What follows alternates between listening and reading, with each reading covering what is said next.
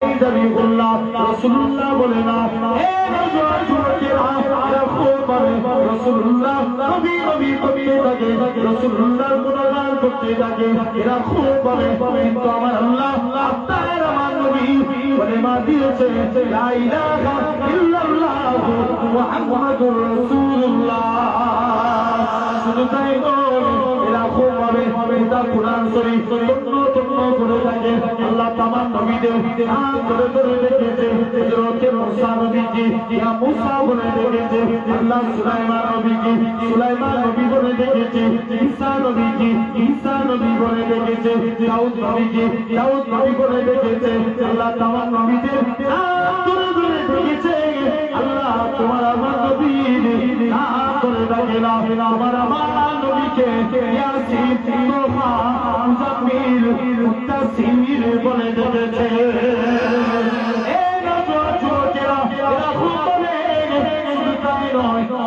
আমি না বলতে লাগে আমার শিশু পুত্র মোহাম্মদ সাল্লাল্লাহু আলাইহি ওয়াসাল্লাম মুখ থেকে বিড়বিড় করে বলে আমি না একটা মুখের কাছে নিয়ে চলে গেলাম আমার শিশু পুত্রের মুখ থেকে একটা কথা বাইর হই ইয়া রাব্বি হাবলি ইয়া উম্মতি। তাহলে এক নম্বর কাদের চিন্তা করলো জোরে বলো উম্মতের চিন্তা। দুই নম্বর নবীকে যখন কবরে রাখা হবে জান কবর হবে আর এই ফেরেশতা নবীর বুকে হাত রেখেছে আল্লাহ নবী বলছে আজরাইল যেন মনে হচ্ছে উহুদ পাহাড়টাকে তুমি আমার বুকে চাপিয়ে দিয়েছো। আজরাইল ইসলাম বলে হ্যাঁ ইয়া রাসূলুল্লাহ আপনার মতন এত আসানির সহিত আমি কারোর জান কবজ করব না। আল্লাহ নবী বলছে আজরাইল তাহলে আমার উম্মতরা কত বুড়ো হবে কত জয়ীফ হবে কত বাচ্চা হবে এদের কত কষ্ট হবে। আজরাইল যাও আমার সারা উম্মতের কষ্ট আমি মুহাম্মদ সাল্লাল্লাহু আলাইহি ওয়াসাল্লাম আমার বুকের মধ্যে দিয়ে দাও। আর জোরে বলা গেল না এটা হলো দুই নম্বর। কটা আলোচনা হলো দুটো টোটাল কত জায়গায় চার জায়গায় বাকি রয়েছে কটা দুটো। তিন নাম্বার নবীকে যখন কবর থেকে তোলা হবে আচ্ছা বলো তো এখন আমরা দরুদ পড়ি কার উপরে কথা বলো নবীর উপরে আমরা কি আমরা জীবন বাঁচবো না মারা যাবো কি গো যুবকগুলো তো কথা বলে না চিরজীবন বাঁচবো মারা যাবো আমরা যখন মারা যাবো তাহলে কে দরুদ পড়বে আল্লাহ বলছে যখন দুনিয়ায় একটা মানুষ থাকবে না তখন আমার ফেরেশতারা আমার মুস্তাফার উপরে দরুদ পড়বে। ফেরেশতারাও মারা যাবে চারজন বাকি রেখে জিবরাইল মিকাইল ইসরাফিল আজরাইল চারজন বাকি রেখে সবাই মারা যাবে। এখন জিবরাইল আলাইহিস সালাম বলবে আল্লাহ তুমি আমাকে ছেড়ে দাও। চারজন বাকি রেখে আজরাইল বলবে আল্লাহ আমি তো সবাই দান করেছি আমাকে ছেড়ে দাও। আল্লাহ বলবে আজরাইল কুল্লু নাফসিন যায়কাতুল মাউত প্রতিটা সৃষ্টির মৃত্যু অনিবার্য। আজরাইল তোমাকেও বুকে হাত রাখতে হবে। আজরাইল বুকে হাত রাখলে আজরাইলও মারা গেল চারজনই শেষ। আল্লাহ বলছে কে দরুদ পড়বে আল্লাহ বলছে যখন দুনিয়ায় একটা মানুষ থাকবে না যখন ফেরেশতা থাকবে না জিন থাকবে না তখন স্বয়ং আমি আল্লাহ একা আমার হাবিবের উপরে দরুদ পড়ব। এখন চারজন আল্লাহ আবার চারজন ফেরেশতাকে সৃষ্টি করবেন। আল্লাহ জিবরাইলকে ডাকবেন জিবরাইল যাও আজকের দিনে চলে যাও। জিবরাইল ফেরেশতা আস্তে আস্তে করে যাও তুমি এখান থেকে চলে যাও। হযরত জিবরাইল ফেরেশতা আস্তে আস্তে করে চলে যাই নবীকে যে কবর থেকে তুলে জিবরাইল বলবে আল্লাহ আমি মারা গিয়েছিলাম না নবীর কবর কোথায় ভুলে গেছি কে বলবে জিবরাইল বলবে আল্লাহ আমি মারা গিয়েছি।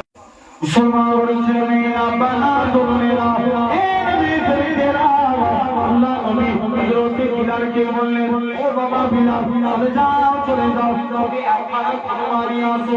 হযরত বিলাল সঙ্গে কোনো কথা না বলে চলে গেলেন একা কুরবানি আসে। আল্লাহ নবী বলে বাবা বিলাল তুমি ওতে কুরবানি দাও। হযরত বাকি ওতে কুরবানি করা আল্লাহ নবী বিলালের জুতাখানা কেটে যায়। হযরত বিলাল আল্লাহ নবী বলে যায় ইয়া রাসূলুল্লাহ হাবিবাল্লাহ ইয়া রাসূলুল্লাহ হাবিবাল্লাহ হুজুর আপনার গোলাম আমি হুজুর আপনার জুতা আমি খাবো হুজুর আপনি আমার জুতা খাবেন না না না না এটা মারা যাবে না। বলে দিও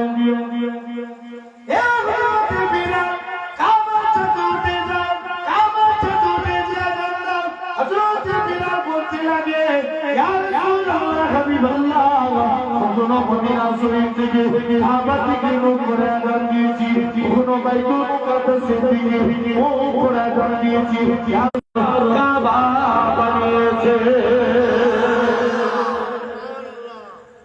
যাও সেই মাটিও বলতে পারবেন আল্লাহ নবীর কবর কিন্তু আমি ভুলে গেছি। কিতাব এসছে নবীর কবর থেকে নূর বার হতে থাকবে। চিল্লে বলা গেল না? কি বার হবে? জোরে বলো। নূর বার হবে নবীর কবর থেকে। আল্লাহ বলবে যা জিবরাইল নবীকে কবর থেকে তুলবে। নবী কবর থেকে উঠি বলবে জিবরাইল আমার উম্মতরা কোথায়? তাদের চিন্তা, উম্মতের চিন্তা। আমার হাবিবকে জানিয়ে দাও, আমার হাবিবের 70,000 উম্মতকে আমি আল্লাহ বিনা হিসাবে নাজাত দিয়ে দিলাম। হযরত জিবরাইল আমিন বলবে আল্লাহ এতে আমার, আল্লাহ নবী বলবে জিবরাইল এতে আমার মন ভরে না। আমার আল্লাহ জানাবে হে হযরত জিবরাইল চলে যাও হবে। কত কোটি? 4 কোটি 90 লাখ।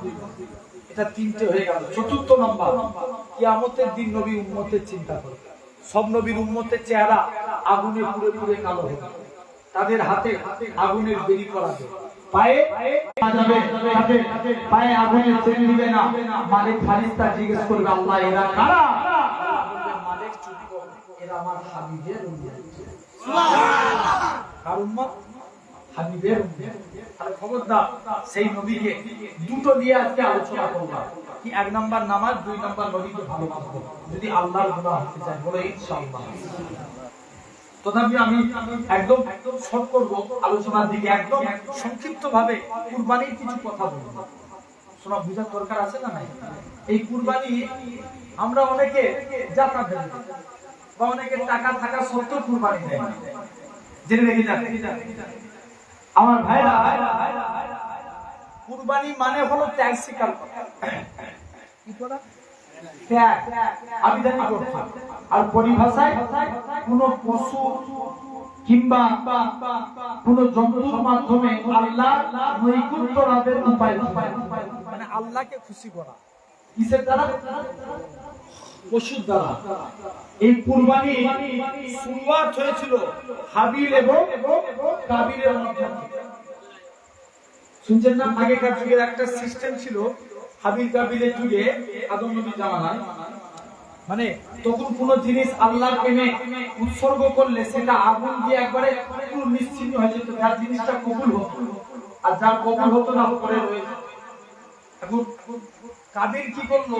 সে ফসল চাষ করেছে। কি চাষ? ফসল চাষ। ফসলে ভালো ভালো ফসলগুলো নিজের জন্য রেখে দিল, আর যেগুলো পচা ধসা সেগুলো কি করলো? আল্লাহর জন্য উৎসর্গ করলো। কাবিলের উৎসর্গ আল্লাহর দরবারে। ওই সিং ভাঙা ধরে পশু কিনে নিয়ে এসেছে, সিং ভেঙে গেছে, কান কাটা, ল্যাংড়া, খুরা, এরকম কুরবানি দেওয়া যাবে? তাহলে আল্লাহর দিকে কুরবানি দিতে গেলে ভালো একদম তরতাজা, এরকম জিন্দা তরতাজা হলে মিনিমামলি মনে করে আপনার 81 থেকে 85 হাজার, আমি আক্রোশ একটা বলছি, সম্পত্তি 81 থেকে 85 হাজার টাকা পরিমাণ সম্পত্তি যার কাছে থাকবে জানবেন তার জন্য কুরবানি দেওয়া ওয়াজিব। কিংবা 7.5 ভরি সোনা। আর মনে করেন কেউ বললো যে আমার 3 ভরি সোনা আছে, বাদ বাকি রূপো, তাহলে কিন্তু রূপোর দিক দিয়ে দেখতে হবে। সোনার রূপো মিলিয়েও যদি তোমার ওজন হয়ে যায় 52 ভরি দামের বেশি হয়ে যায়, তোমাকে কুরবানি দিতে হবে। আর মনে করেন কোন ব্যক্তির কাছে 3 দিন আগে, মানে যে 3 দিন কুরবানি দিতে হয় তার আগে টাকা থাকে না, কিন্তু এই 3 দিনের সে সাহেবের হিসাব পরিমাণ সম্পত্তির মালিক হবে। অর্থাৎ কুরবানির দিন আর কুরবানির পরে কয় দিন? 2 দিন। এই 3 দিন কেউ যদি সাহেবের হিসাব পরিমাণ সম্পত্তির মালিক হয়, তার জন্য কুরবানি দেওয়া ওয়াজিব। বুঝাচ্ছে না? তার জন্য কি দেয়া? কুরবানি দেয়া ওয়াজিব। 3 দিনের মধ্যে যদি কেউ সাহেবের হিসাব পরিমাণ সম্পত্তির মালিক হয়। এত সহজ জিনিস না। দেখবেন একটা ছাগলে কটা নাম দেওয়া যাবে? একটা। কটা বললাম? একটা, ভেড়ায় একটা, গরুতে কটা? 7টা, টোটাল 7টা নাম দেওয়া যাবে। জেনে রেখে দেন, উঠে হবে 7টা। উঠ হতে গেলে 5 বছর, তার সর্বোচ্চ বয়স হবে 5 বছর। গরু হতে গেলে আপনার 2 বছর, আর ছাগল 1 বছর। আর মনে করে একটা গরুতে 7টা নাম দেওয়া যায়। আমি একটা গরুর অ্যাপ্রক্সিমেট একটা দাম বলছি 21,000। কত বললাম? 21,000। একার মধ্যে সে সামর্থ্য নাই 21,000 টাকা বার করা। পাড়া ছেলেরা মিলে 7 জন মিলে একটা গরুতে ভাগ দেওয়া। 7 জন মিলে যদি ভাগ হয় কত টাকা করে ভাগে পড়বে? 3,000 টাকা। 3,000 টাকা ভাগ করতে পারবে। এই 3,000 করে ভাগ দিয়ে একটা করে ভাগ দিয়ে কুরবানি দেন। আল্লাহ কুরবানি কবুল করে নেবে। জোরে বলে জেনে রেখে দেন। এটা ছিল ইব্রাহিম নবীর সুন্নাত।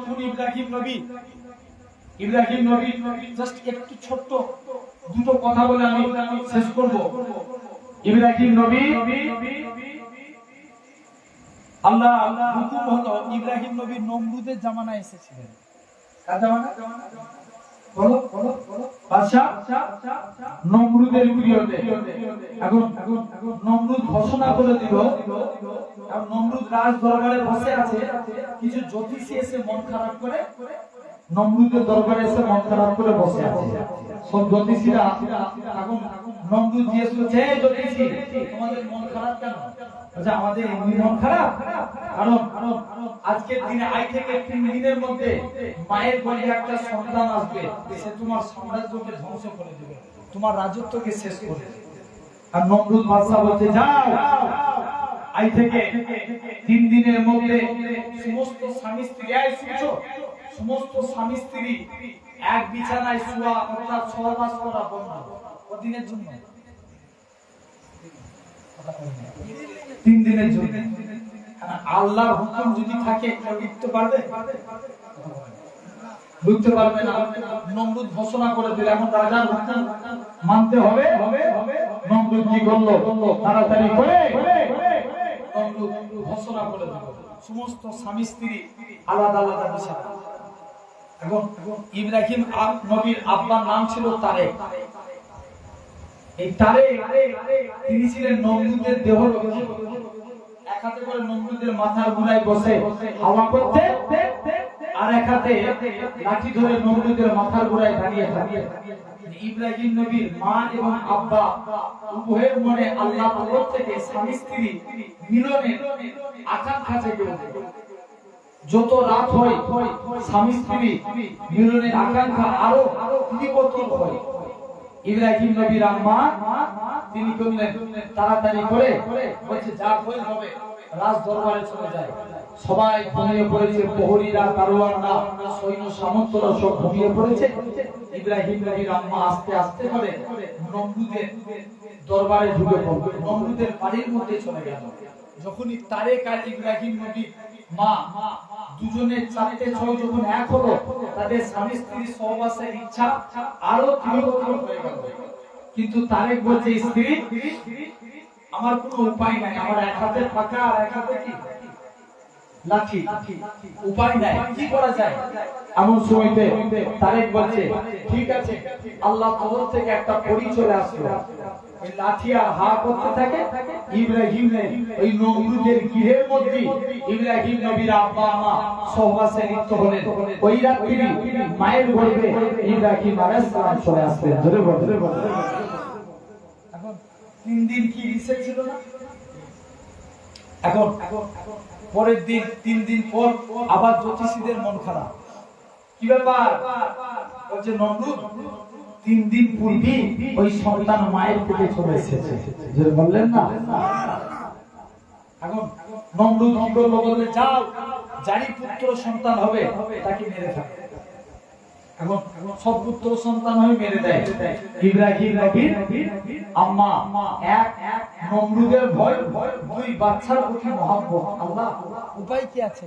আমার যদি পুত্র সন্তান হয় নমরুদ তো মেরে ফেলবে, আর আমরা যে গোপনে স্বামী স্ত্রী সহবাস করেছি, আমাদের গোপনে যে বাচ্চা সেটাও তো জেনে যাবে, আমাদের চক্ষু লজ্জা একটা আছে, মাথা হেট হয়ে যাবে। যত এরকম ভাবে মাসের পর মাস যেতে লাগে। মুসলমান বলেছেন মেয়েরা বোনেরা হযরত ইব্রাহিম নবীর আম্মা এরা খুব ভাবে মাসের পর মাস যেতে লাগে। এরা খুব ভাবে 7 মাস চলে গেল, 8 মাস চলে গেল, 9 মাস চলে গেল, 10 মাস হয়েছে। হযরত ইব্রাহিম নবীর আম্মা জঙ্গলে চলে গেলেন। জঙ্গলে একটা বিরাট বড় গর্ত আছে, ওই গর্তের মধ্যে চলে গেলেন। আল্লাহ পাক আমি আমার বাচ্চাকে হেফাজত করো, আল্লাহ আমি তোমার উপরে সতর্ক করলাম। ওই গর্তের মধ্যে ইব্রাহিম নবীর আম্মা ইব্রাহিম নবীকে প্রসব করে দিলেন। মনে মনে করে আমি যদি গর্তের মধ্যে সবসময় থাকি, নমরুদ তো সন্দেহ করবে আমাকে এবং আমার স্বামীকে এবং আমার বাচ্চাকেও মেরে ফেলবে। না না না না, আমি আমার বাচ্চাকে গর্তের মধ্যে রেখে আমি এখান থেকে পালিয়ে চলে যাই, যাতে কেউ না বুঝতে পারে। ও যুবকেরা, এরা খুব পারে ইব্রাহিম নবী গর্তের মধ্যে পড়ে থাকে। বাচ্চা ইব্রাহিম নবী আমার আল্লাহ পাক জিবরাইল আমিনকে পাঠিয়ে দিলেন, এ হযরত জিবরাইল চলে যাও চলে যাও, আমার ইব্রাহিম তো একা, আমার ইব্রাহিমের লালন পালনের দায়িত্ব আমি আল্লাহ নিজে দিয়ে দিলাম। কারণ আমার ইব্রাহিম খলিলুল্লাহ, আমার ইব্রাহিম খলিলুল্লাহ। হযরত জিবরাইল আমিন ইব্রাহিম নবী দুটো আগুনকে মুখের মধ্যে দিয়ে দিলেন, দুটো আগুনের মধ্যে দিয়ে দিলেন। একটা আগুন থেকে আর একটা আগুন থেকে মধু পার করতে লাগে। হযরত ইব্রাহিম নবী এই জঙ্গলের ভিতরে গর্তের মধ্যে মানুষ হয়ে গেলেন। সেই ইব্রাহিম আল্লাহ, এটা ছিল ইব্রাহিমের পরীক্ষা। আল্লাহর ফারিস্তারা বলা পাওয়া হচ্ছে আল্লাহ ইব্রাহিম মনে হয় আর তোমাকে আর বেশি ভালোবাসেন না। আল্লাহ বলছে না রে, আমার ইব্রাহিম আমি আল্লাহ আমাকে অনেক বেশি ভালোবাসে। আল্লাহ সে বুড়ো বয়সে বাচ্চা বাপ হয়েছে, সে মনে হচ্ছে তোমায় ভুলে গেছে। মুসলমান বলেছেন মেয়েরা বোনেরা আমার আল্লাহ ইব্রাহিমকে পরীক্ষা ফেলে দিলেন। আমার আল্লাহ ডাক দিয়ে বলে আমার খলিল চলে যাও চলে যাও, আমি তোমার সবথেকে প্রিয় জিনিসটাকে আমি আল্লাহ পাক আমার রাস্তায় কুরবানি করো। হযরত ইব্রাহিম নবী 100 খানা উট কুরবানি করলেন, কুরবানি কবুল হলো না। 200 উট কুরবানি করলেন, কবুল হলো না। আমার সমিতি ইব্রাহিম নবী মাজার হাজিরার কাছে চলে আসে, তোমার বাচ্চাকে সাজিয়ে দাও, আমি তোমার বাচ্চাকে নিয়ে কুরবানি করতে নিয়ে যাব। এরা খুব ভাবে হাজিরার কাছ থেকে ইসমাইল নবীকে নিয়ে চলে গেলেন। ইসমাইল নবী এবং সমিতি ইব্রাহিম নবী ইসমাইল নবীকে নিয়ে চলে গেলেন। বারে বারে ইসমাইল নবী যেতে লাগে। এরা খুব ভাবে সেদিনে হাজিরাতে ইবলিস শয়তান এসে ধোঁকা দিতে লাগে। তোমার বাচ্চা তোমার স্বামী পাগলা হয়ে গেছে, তোমার বাচ্চাকে আল্লাহর জন্য কুরবানি করে দিবে। তোমরা পুরো বয়সে বাচ্চা পেয়েছো, কি উপায় আছে? হাজেরা বলতে লাগে আমার স্বামী যদি আল্লাহর জন্য আমার বাচ্চাকে কুরবানি করে দেয় তাতে আমি স্ত্রী রাজি।